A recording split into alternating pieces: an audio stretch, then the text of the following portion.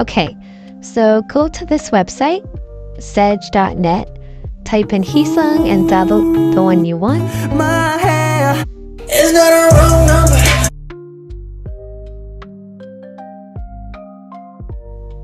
Then click on it and press download and wait the full seconds.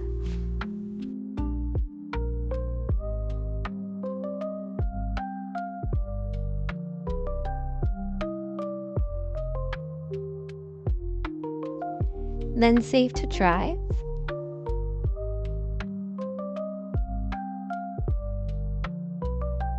Then save to files. And then download GarageBand if you don't already have it. And create a song.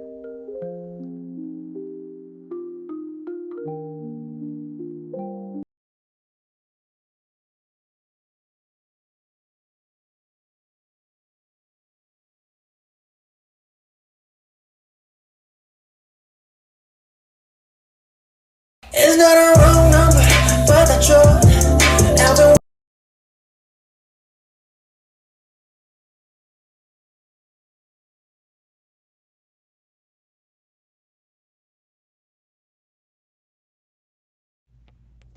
Then after you're done, click on the song, and then you can click share and save it as a ringtone.